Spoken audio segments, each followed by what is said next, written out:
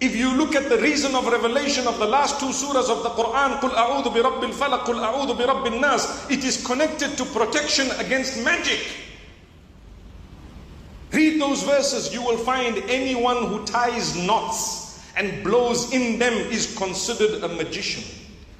And the Prophet Muhammad, peace be upon him, says, مَنْ سَحَرَ فَقَدْ أَشْرَكَ. Allahu Akbar. Whoever casts a spell has engaged in association of partners with Allah. You remove yourself from the fold. For what? Don't do that, and don't go to someone to do that. It has never brought about goodness. If there was any goodness in all of that, the person doing it would have had the life of the King of Kings.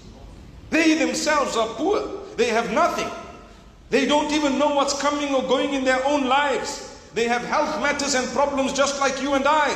But they are fooling us. And at times, yes, they do get involved in the dark side of things. We are believers. We are always with the nur of Allah.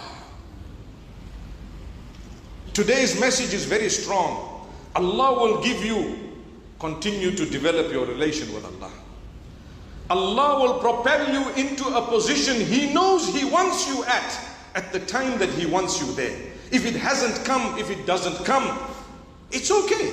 We are still with Allah. I will achieve ultimate success of the hereafter anyway. My beloved brothers, my sisters, when you suffer a loss in your health, do not become despondent. You do two things. You seek medical help, and at the same time you call out to Allah and Allah alone. Oh Allah, guide the doctors. You might have a herbalist, no harm in going to someone who might offer you alternative medication in terms of homeopathy or maybe some herbs, etc. that are permissible. No harm. Together with that, what do? You call out to Allah. Oh Allah, guide the doctor to diagnose the sickness. Guide the doctor to give me the correct medication. Or in the case of, for example, a procedure that is going to take place, oh Allah, guide the doctor so that this procedure can be successful. But who are you calling out to? To Allah. And Allah alone. That is success. That is success. But to turn, for example, to those who claim to call the spirits of the dead, and they might be doing some of that, whether they are or they are not. It's not from the life of a believer to go in that direction.